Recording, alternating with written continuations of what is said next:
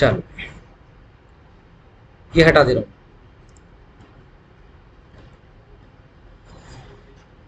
आओ जी, बायोलॉजी शुरू करते हैं। और कौन सी? General biology.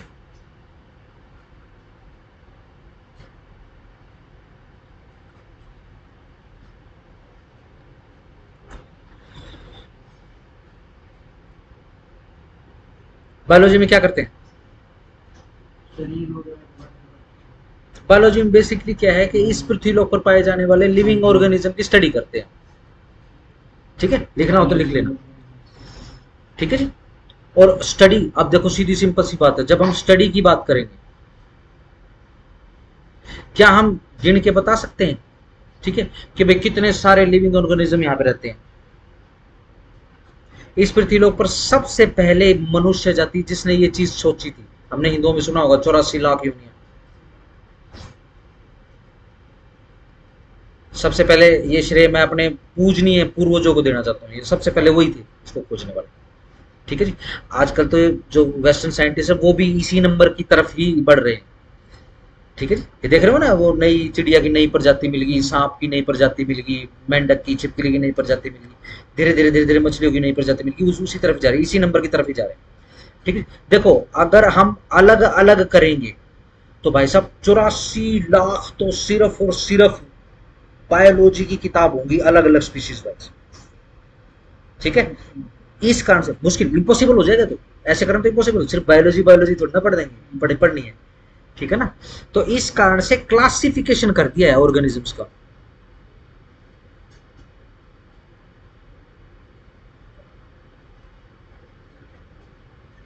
साथ साथ क्रिएट कर लो इसको। क्लासिफिकेशन ऑफ ऑर्गेनिज्म करने का फायदा क्या है कि कुछ कैटेगरियां बना दी गई हैं लिविंग ऑर्गेनिज्म की। ठीक है ना, सही। हाँ, उस जैसा वो क्या है कि उसकी एक स्टडी हो जाएगी, उस जैसों की स्टडी अपने आप हो जाएगी। ठीक होगा ना। जैसे कि अगर मैं थोड़ा सा आपको एग्जांपल देकर कोशिश समझाने की कोशिश करूँ कि जैसे भाई ह्यूमन स्टडी, ठीक है, अब कितने हैं, हम 9 अरब की तरफ बढ़ रहे हैं। ऐसा कहते हैं कि 9 अरब जब जनसंख्या हो जाती है इस पृथ्वी लोक पे, तो ये रीसेट करती है पृथ्वी अपने आप। ठीक है जी। अब धीरे धीरे उसी की तरफ बढ़ रहे हैं, 8.5 अरब के करीब तो हो चुके हैं, 9 अरब हो जाएंगे तो सिर्फ मनुष्यों के लिए रीसेट होगी, मार काट में जाएगी, जो भी होगा। ठीक है जी, वो अलग बात। अब क्या है कि ह्यूमन स्टडी करेंगे। अब ह्यूमन स्टडी के अंदर 9 अरब आदमियों की स्टडी थोड़ी ना होगी, सिर्फ ह्यूमन की स्टडी होगी। जितने भी ह्यूमन ऑर्गेनिजम्स हैं सबकी स्टडी उसके अंदर इंक्लूड हो जाएगी। ठीक है ना। जैसे मान लो कि एक आदमी की सर्जरी करना अगर सीख लिया तो जितने भी मनुष्य इस पृथ्वी लोक पे सबकी सर्जरियां हो जाएंगी। ठीक हो गया ना।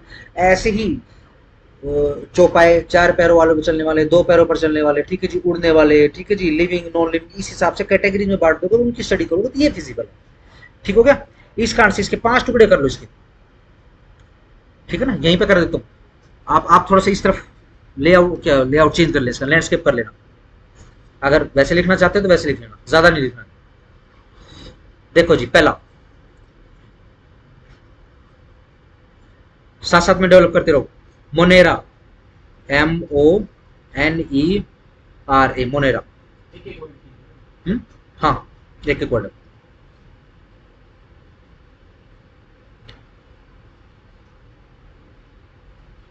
दूसरा, protista, PROTISTA, protista. Number 3, fungi, fungi या fungi, FUNGI, fungus. Number 4,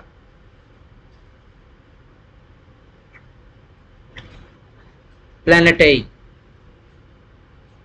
PLANATAE।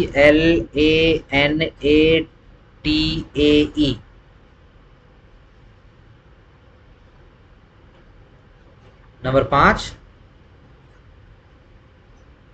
Animalia, ANIMALIA। ध्यान रखो, बायोलॉजी और केमिस्ट्री में आप जितनी भी इंग्लिश पढ़ोगे वो सारी की सारी लैटिन और ग्रीस है। वो लैटिन मिलेगी आपको, रोमन मिलेगी। ठीक है ना। इस वजह से इनमें जो दवाइयों के नाम होते हैं और बीमारियों के जो नाम होते हैं वो इतने ज्यादा डिफरेंट हो जाते हैं किनसे, इंग्लिश से। ठीक है जी।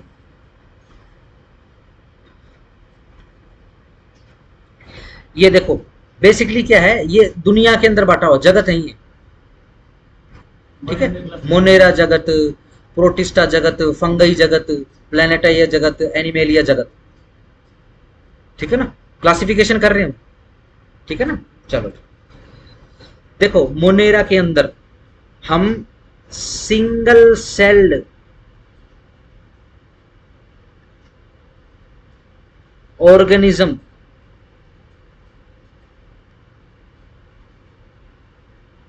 ऑर्गेनिज्म जगत, ठीक है जी, इसकी स्टडी करते हैं। ये जो सिंगल सेल्ड ऑर्गेनिज्म है इनको प्यार से प्रोकारियोटिक भी कह देते हैं।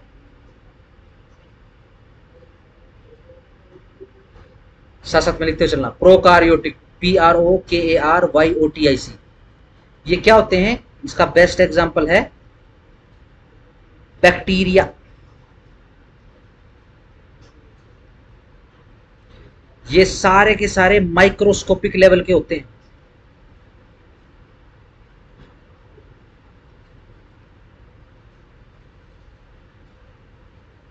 माइक्रोस्कोप, माइक्रोस्कोपिक समझ गए ना, बिल्कुल सूक्ष्म जगत है ये।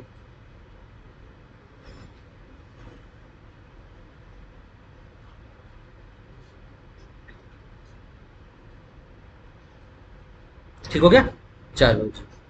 इसके बाद आ जाओ प्रोटिस्टा। ये यूनिसेलुलर,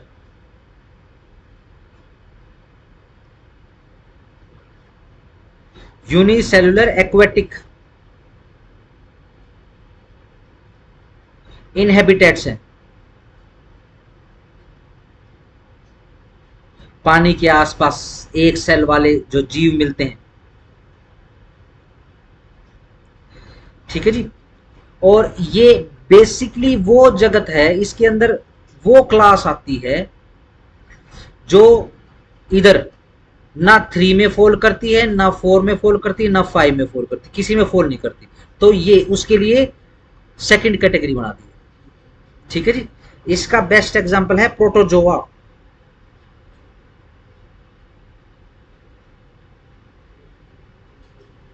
और पैरासाइट।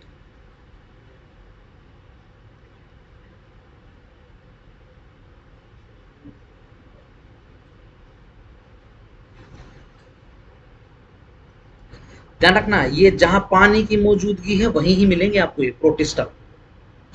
जैसे इंसान के शरीर में भी एक जो प्रोटिस्टा है वो पाया जाता है, जून जिसको बोलते हैं, जून। पेट में जो टे फॉर्म में होते लंबे लंबे कीड़े होते हैं, ठीक है ना, वो प्रोटिस्टा ही होता है। ठीक है, ये प्रोटिस्टा ना तो हम इसको मोनेरा में डाल सकते, मोनेरा छोड़ दो इसको, ना हम फंगाई में डाल सकते हैं, ना प्लेनेटाई में डाल सकते हैं, ना एनिमेलिया में डाल सकते हैं। तो उसके लिए क्या बन गया, प्रोटिस्टा। याद कर लो, प्रोटोजोआ प्रोटिस्टा। ठीक है जी। चलो नेक्स्ट पे आ जाओ, फंगी। फंगी क्या होते हैं पता है वैसे, क्या होते हैं? इनको बोलते हैं नॉन ग्रीन प्लांट्स।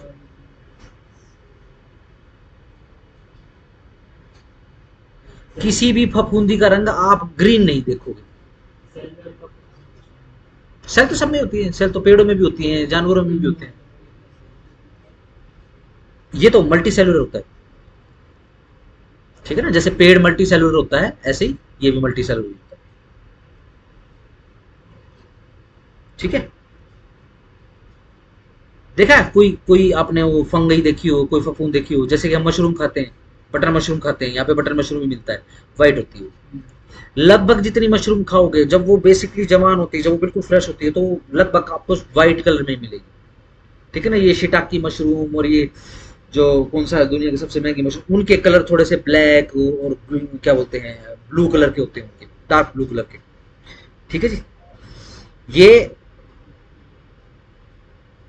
सड़ते गलते मैटर पर पलते हैं।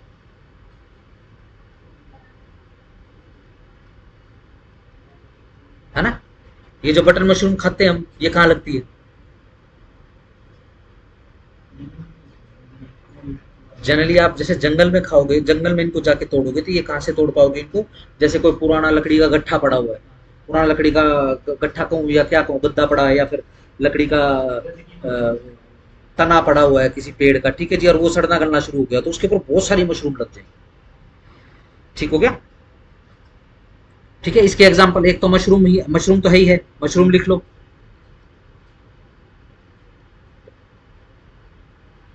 मशरूम्स, इसके पास, इसके बाद है म्यूकर,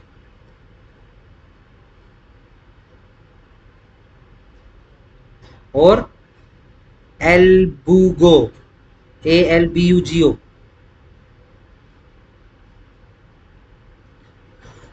म्यूकर मैंने वो सर्च करने की कोशिश करी थी भाई, बड़ा गंदा दिखता है, ठीक है ना, रीट जैसा दिखता है ये, तो मैं फिर वो तो मैंने देखा, मैं वैसे ही बता दूं।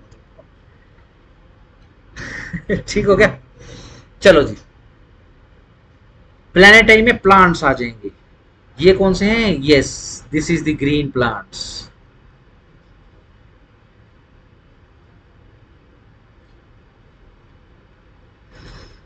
ठीक है जी, सारे प्लांट्स आ जाएंगे, ऑल प्लांट्स। ठीक है, एक्सेप्ट,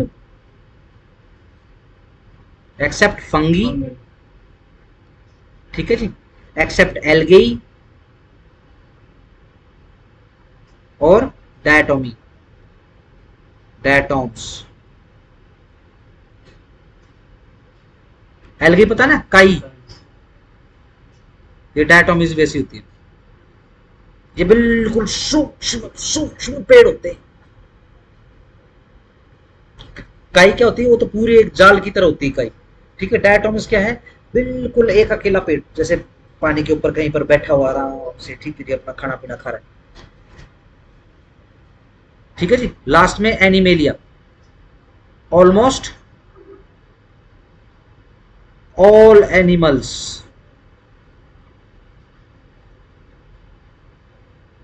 एक्सेप्ट प्रोटोजोआ।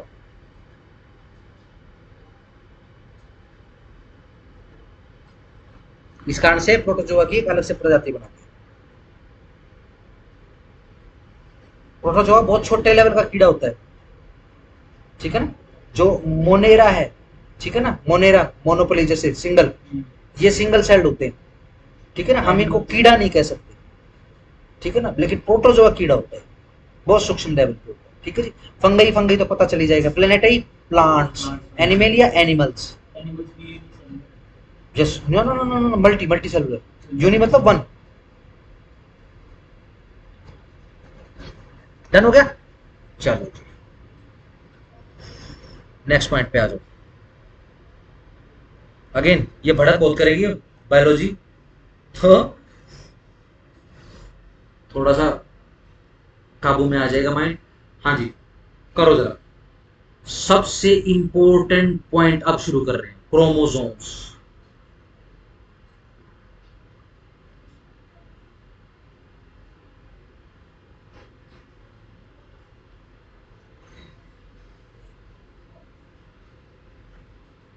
प्रैक्टिकल बनाई थी तस्वीर की, उसमें क्रोमोसोम्स बनाए होंगे आपने, जीन्स बनाए होंगे, गुणसूत्र, ठीक है ना, ये ऐसे एक्स शेप के होते हैं, बेसिकली तो यूं यूं यूं बनाए होंगे आपने।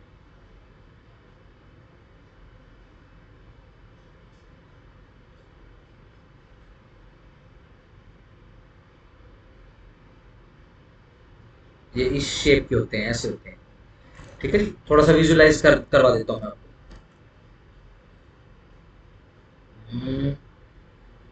ये लो,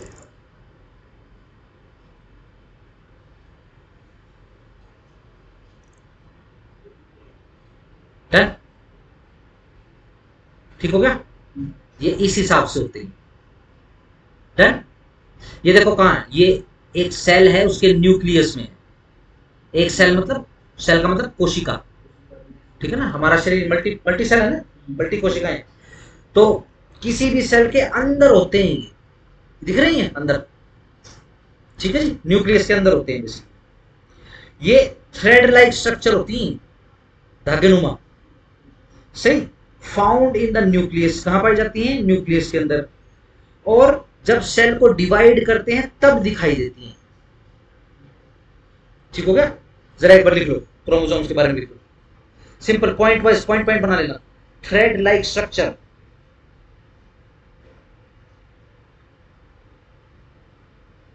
ठीक है जी। नेक्स्ट पॉइंट लिखो, found in nucleus. Third, in a cell.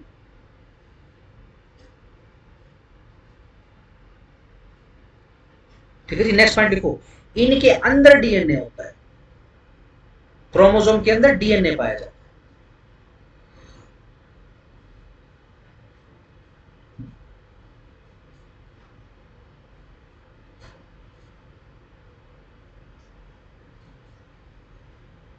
ठीक है जी। किसका? सेल का बनाना चाहते हो? बना लो, बना लो, बना लो। ये वैसे आपके ग्रुप पे भी आ चुका है। उस पे डालू, ऐप पे डालू? ठीक, डन डन डन।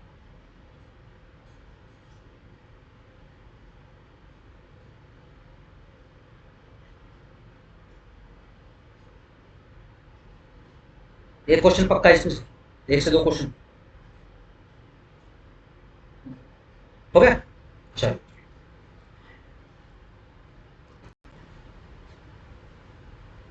चलो जी।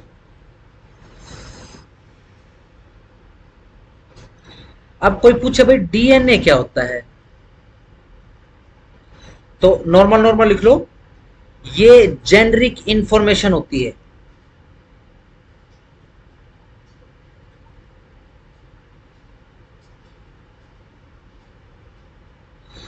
ठीक है जी। जेनरिक इंफॉर्मेशन का पूरा रिकॉर्ड होता है, कंप्लीट रिकॉर्ड।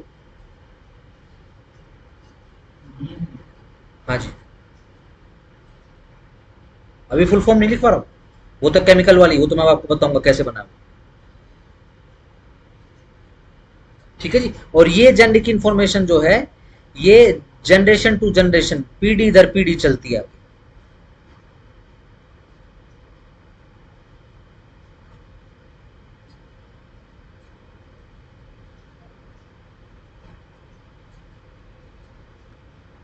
ठीक है जी।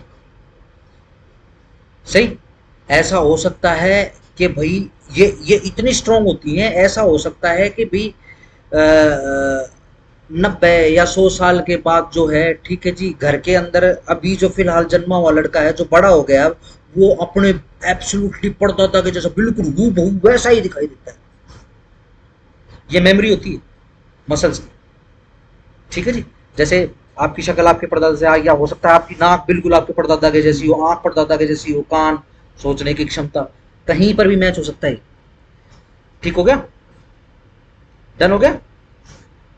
इसको बोलते हैं डीएनए।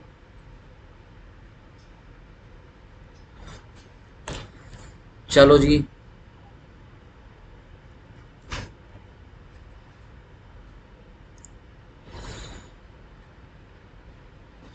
ये पीछे चलो, जनरल फिजिक्स।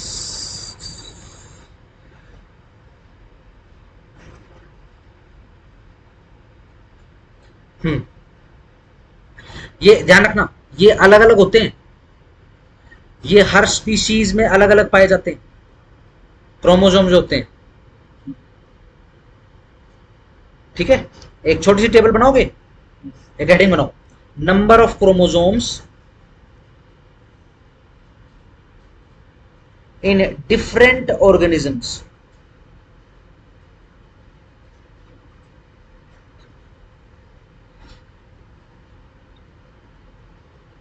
ठीक है। हम बढ़ते से नीचे की तरफ जाएंगे, जिसमें सबसे ज्यादा क्रोमोसोम्स है वहां से नीचे की तरफ जाएंगे। सबसे पहले लिखो कबूतर। हिंदी में लिखना है, हिंदी में लिखो, इंग्लिश में लिखना है, इंग्लिश में लिखो, पीजन लिखो। इसमें कितने क्रोमोसोम पाए जाते हैं? 80। उसके बाद लिखो कुत्ता, या जो भी लिखना है, डॉग लिखना है। कितने? 78। फिर घोड़ा, नंबर 3। 64। समकालीन के न्यूक्लियस एक न्यूक्लियस सेल के न्यूक्लियस में 78 या 64 इतने क्रोमोसोम। हाँ हाँ ठीक हो गया जी। चलो और कितना कर लिए? 3 होंगे सर, 3 एंड 2 और 3 हो गए ना। चलो जी नेक्स्ट पे लिखो चिंपांजी। और नेक्स्ट लिखो आलू। आलू पोटैटो। पोटैटो। इन दोनों में एक जितने 48। जब आप क्रोमोसोम्स की दृष्टि से देखोगे तो आपको चिंपैंजी आपको आलू दिखाई देगा। ठीक हो गया जी। चलो जी ह्यूमन। नेक्स्ट लिखो जी ह्यूमन। कितने? 46। रैबिट। नेक्स्ट। रैबिट हाँ जी 44। नेक्स्ट गेहूं। वीट वीट हाँ गेहूं 42।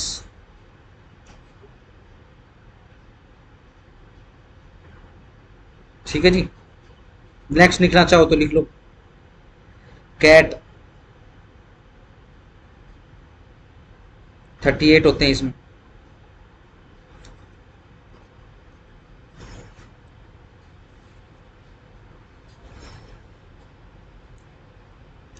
चलो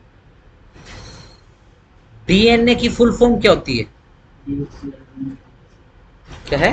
deoxyribonucleic yes D oxy ribo nucleic acid. ठीक है जी। अब ये डीएनए समझने से पहले हमको न्यूक्लिक एसिड समझना पड़ेगा। आओ जरा न्यूक्लिक एसिड समझ लेते क्या होता है। जैसे नाम से ही पता लग रहा है। क्या नाम है? न्यूक्लिक। अभी तक हमने क्या पढ़ा था? उधर फिजिक्स में पढ़ रहे थे न्यूक्लियस। क्या?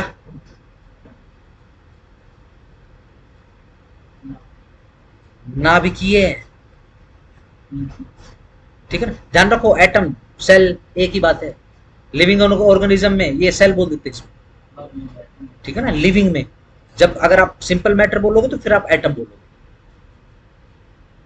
ठीक हो गया। सेम स्ट्रक्चर है उसमें भी न्यूक्लियस और सेल का भी सेम है। न्यूक्लियस और उसके चारों तरफ एक बॉडी। ठीक है जी।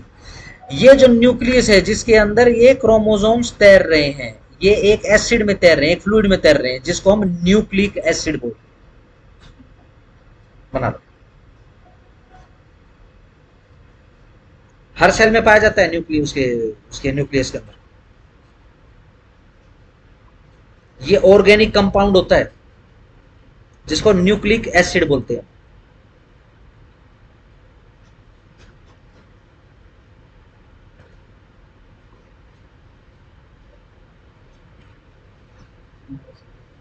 डन।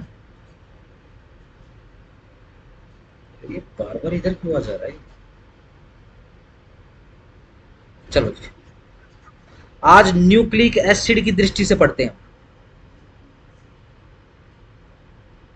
ठीक है ना। सिंपल न्यूक्लिक एसिड लिखना है लिखो नहीं लिखना मत लिखो। ये लो ब्रैकेट में लिख देता हूं। ठीक है। न्यूक्लिक की दृष्टि से देखो जी दो भागों में बांट रहे हैं इसको। D N A R N A.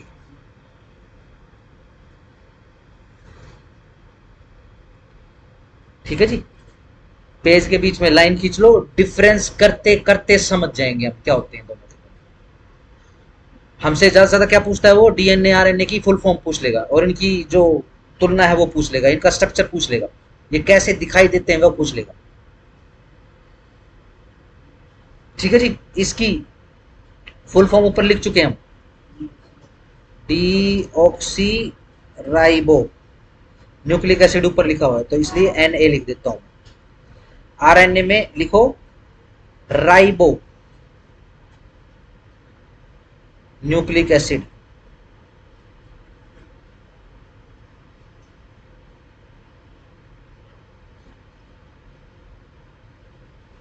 ठीक हो गया जी। चलो जी, ये डीएनए में लिखो साइंटिस्ट का नाम फ्रेडरिक,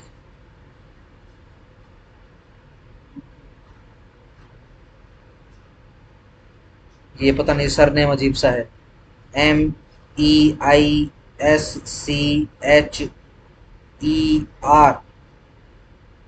मिशिर। ये स्विट्जरलैंड और ये इस तरफ का एरिया जो है ना, वहाँ ऐसे मिलते हैं। श्वार्ज़नेगर, ये आर्नोल्ड श्वार्ज़नेगर को भाई होगा। ठीक है जी, ये वो बंदा था जिसने पहली बार, ठीक है जी, डीएनए को, जिसने पहली बार first, who first separated DNA from nucleus.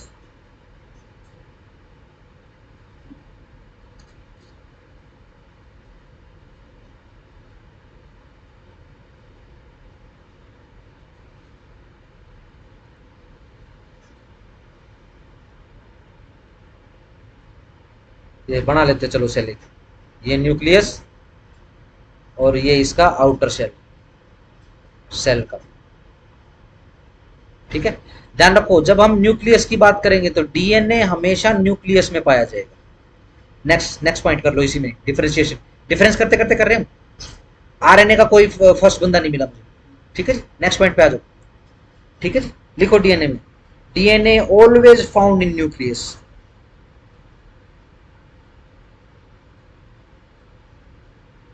ठीक हो गया। जब हम आरएनए की बात करेंगे तो ये न्यूक्लियस में भी मिलता है, आर लिख देता हूं, और ये जो शेल का जो ये आउटर द्रव्य है, ये जो लिक्विड है, यहां पर भी मिलता है, ये दोनों जगह मिलता है।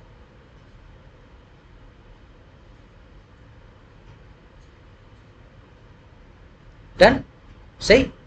इस कारण से नेक्स्ट पॉइंट हम लिख सकते हैं कि डीएनए स्थिर होता है, ज्यादा स्थिर होता है।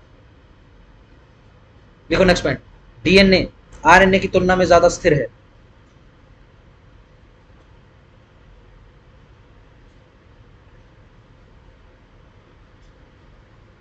आरएनए लिखो, आरएनए कम स्थिर है डीएनए की तुलना में।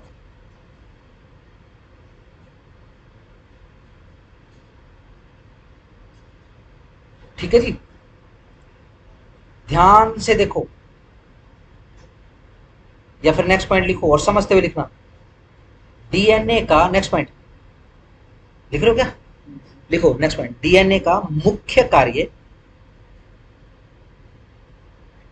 जेनेटिक इंफॉर्मेशन को लंबे समय तक स्टोर करना होता है।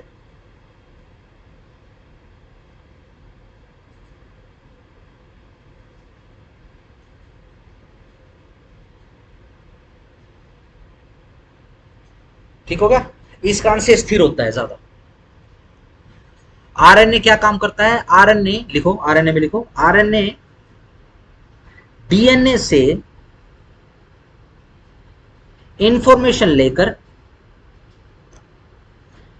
राइबोसोम तक पहुंचाता है। RIBOSOM, SOM, M for Maharashtra. ठीक है जी, और यह राइबोसोम आगे प्रोटीन बनाने का काम करता है ना। परदादा जैसी नाक चाहिए तो वैसा प्रोटीन बनाना पड़ेगा, यानी डीएनए, हाँ डीएनए जो इंफॉर्मेशन स्टोर करके रखा है, अगर उसको एग्जीक्यूट करना है तो आरएनए के बिना एग्जीक्यूट नहीं होगा। समझ गए ना आरएनए का क्या काम? ठीक है, ठीक है जी। डीएनए हो चाहे आरएनए हो, शुगर दोनों में पाई जाती है। ठीक है जी, डीएनए में लिखो, डीएनए में पाई जाने वाली शुगर,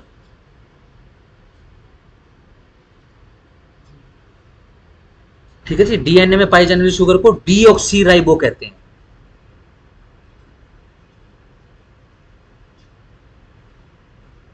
ठीक है जी, और आरएनए में पाई जाने वाली शुगर को राइबोसोम कहते हैं।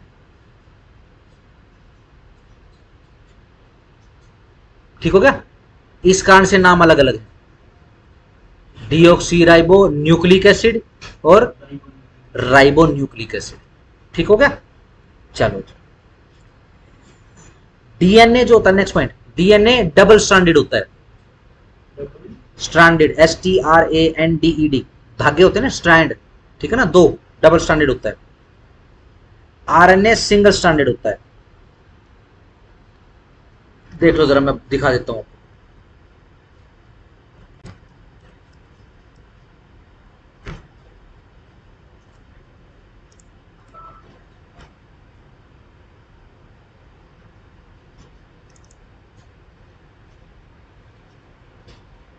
ये देखो जी, ये आपका डीएनए है, ठीक है जी, ये आपका आरएनए है। सही होगा, सही। चलो जी, सिंपल। डीएनए का कंसेप्ट जीवन में नहीं भूलोगे आप कभी।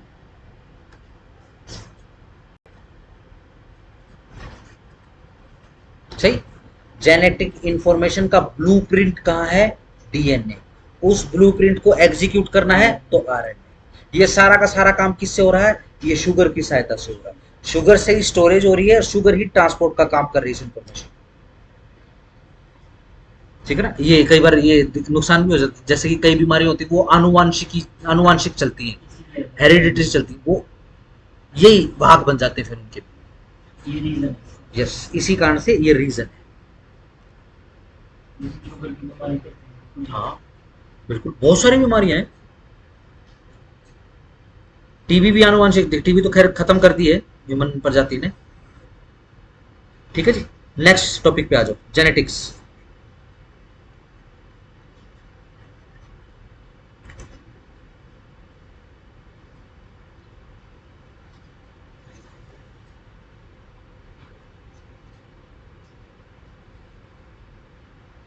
ठीक है, क्या होती है जेनेटिक्स?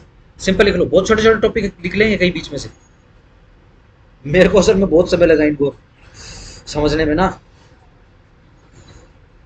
हाँ जी, सिंपल लिख लो, transmission of character from one generation to next generation is called heredity.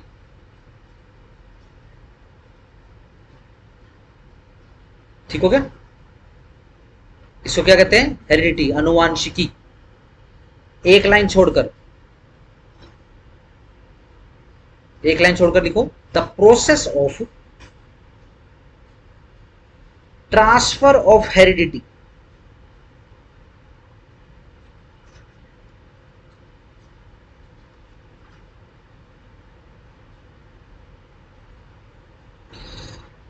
Character from one generation, hereditary character from one generation to next generation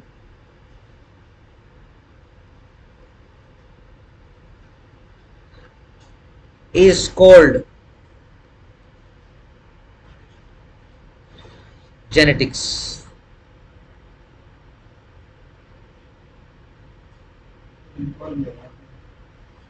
नहीं, चलो खोजकर्ता लिख लो, जिसने पहली बार जीन शब्द का, GENE, जीन शब्द का उच्चारण किया, कब? 1909 में। GENE देखो स्क्रीन पे लिखा हो, जीन शब्द का यूज किया है, इसका नाम है जोहानस।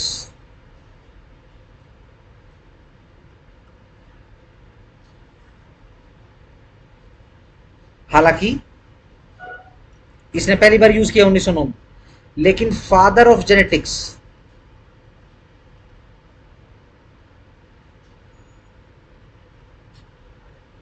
किसको कह रहे हैं? ग्रेगर जॉन जोहान मेंडाल, जिसने फर्स्ट एवर आइडिया दिया था किस चीज का? हेरिडिटी का।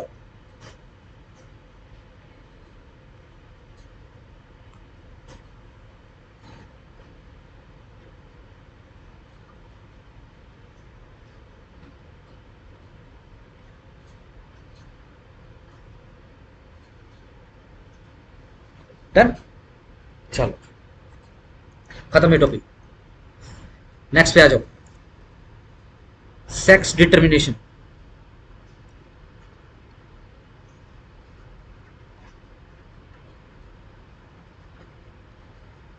बहुत इंपॉर्टेंट टॉपिक है। एक सवाल फंसेगा इसमें से, ठीक है जी? कुछ आइडिया है कैसे डिसाइड होता है कि भाई माँ के पेट में, जो पेट में है बच्चा, ठीक है जी, वो लड़का है या लड़की है?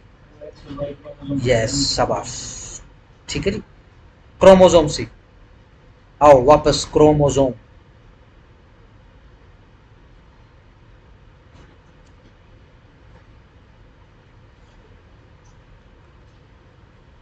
मेल सेक्स क्रोमोजोम,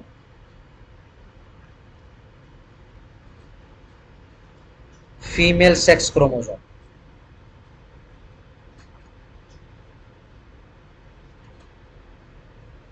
मेल के अंदर कौन कौन से क्रोमोजोम मिलते हैं? दो क्रोमोजोम होते हैं मेल के अंदर। कौन कौन से? X and Y. और फीमेल में कौन से होते हैं? X and x.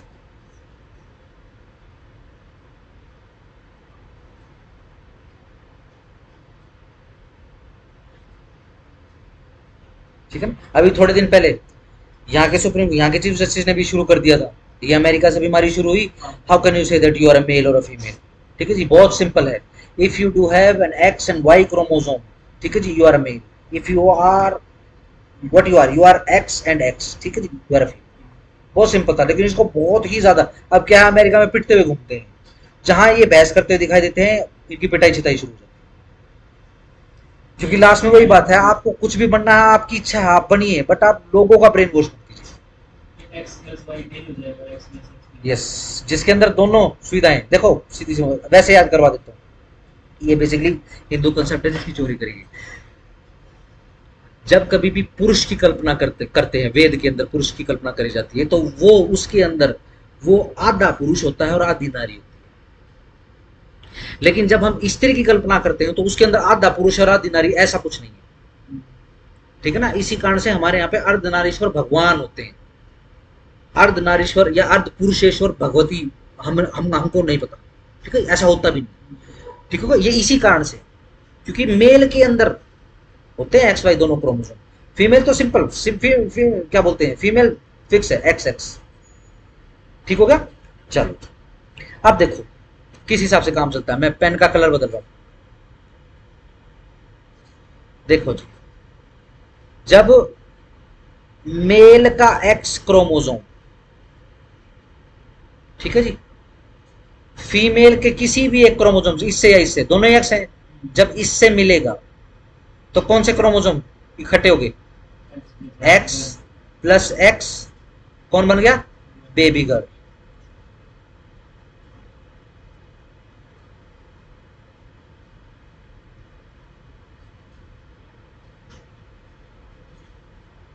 सही।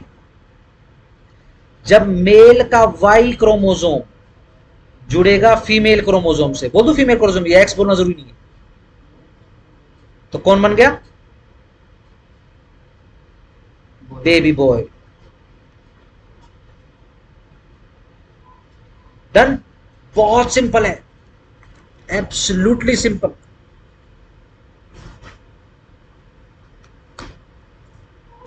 डन।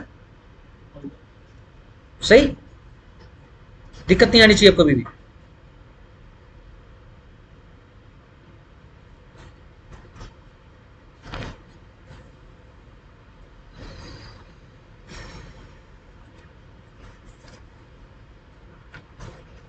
चलो नेक्स्ट पॉइंट पे आ जाओ, बॉटनी।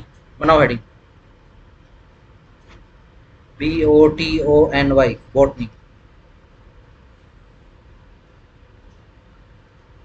चलो जी, फादर ऑफ बॉटनी किसको कहते हैं? थियोफ्रेस्टस।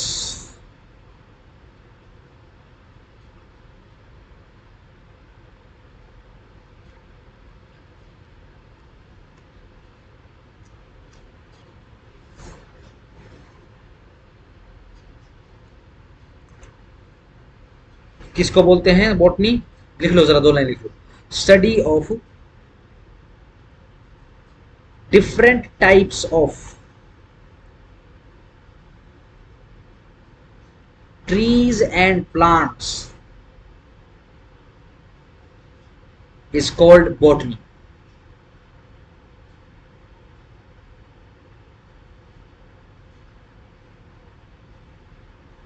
ठीक है जी। इसके अंदर दूसरा सवाल बनेगा, वो सिर्फ इतना बनेगा कि भाई हमको वो बताओ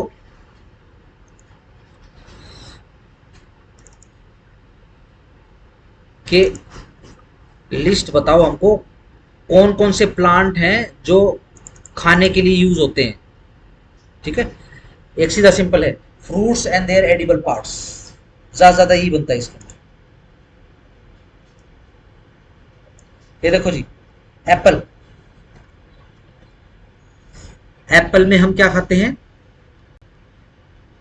अरे बाबा, इसको कैसे हटाने, कैसे बताया था? इससे बताया था ना? अरे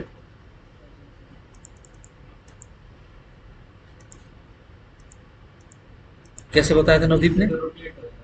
हाँ, कैसे बताया था? ये लो,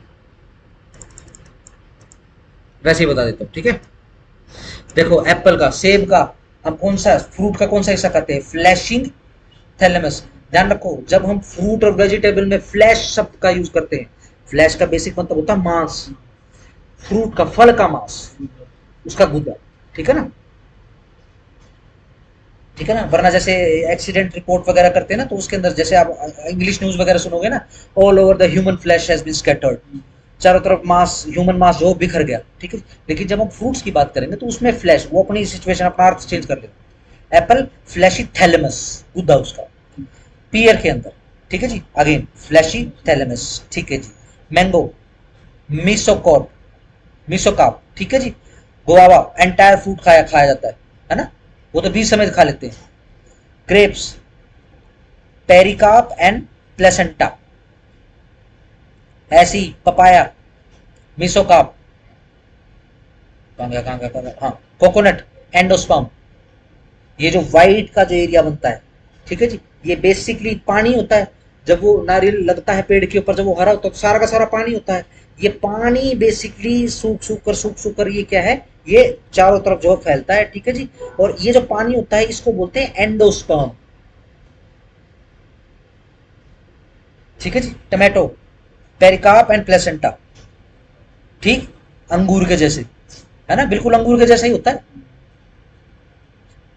बनाना मीसोकाप एंड एंडोकाप। ठीक है जी, वीट स्टार्ची एंडोस्पर्म।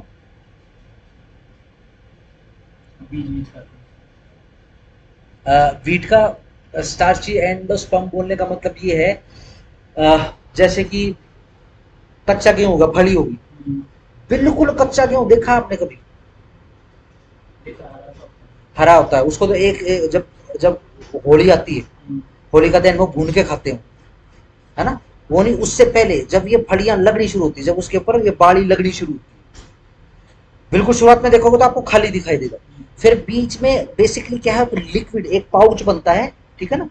उस पाउच, हरा सा पाउच बनता है, उसके अंदर लिक्विड होता है, that is called endosperm. Yes, और व्हीट के अंदर हम स्टार्च ही खाते हैं। जैसे स्टार्च ही जो होता है जिससे जिससे वो लोई बनती है आटे की। ठीक है ना? Cashew nut peduncle and cotyledons, I don't know, पता नहीं क्या है ये। ठीक है जी, litchi fleshy aril, gram cotyledons and embryo. ठीक है जी, ग्राम ये दाल दूड़ी है, चने वगैरह। ग्राउंड नट्स मूंगफली, ये कर लेना इसका। मलबेरी एंटायर फ्रूट खाया जाता है, mulberry, mulberry Satu. Pineapple Brecht and perianth. ठीक है जी, ऑरेंज जूसी हेयर, वो ऑरेंज का आपने वो नहीं, वो जो अंदर फलियां निकलती है, फली निकलती है, उस फल को भी जब हम छीलते हैं और ऐसे करते हैं तो जूसी हेयर्स हैं, वो खाए जाते हैं बेसिक। ठीक हो गया? आपने कई बुढ़े ऐसे देखे होंगे, उसको ऐसे फ्रूट को ऐसे खोल के और करके और पोपलू सामू बनाकर फेंक, वो जो व्हाइट ऊपर जो लेमिनेशन है उसको फेंक देते हैं। ठीक है, क्योंकि उसका तो वैसे भी कुछ नहीं होता, वो तो शरीर में से निकल के ऐसे बाहर आ जाता है। जैसे कि टमाटर होता है, टमाटर का जो छिलका होता है, ठीक है ना, वो छिलका ऐसे ही बाहर आ जाएगा। ऐसे ही अंगूर का जो हरा छिलका ऊपर का होता है, उस फ्रूट के ऊपर जो हरा हरा छिलका होता है बड़ा पतला सा, वो भी ऐसे ही शरीर में से बाहर आ जाता है। हाँ, पेट की सफाई अच्छी हो जाती है। ठीक हो गया जी।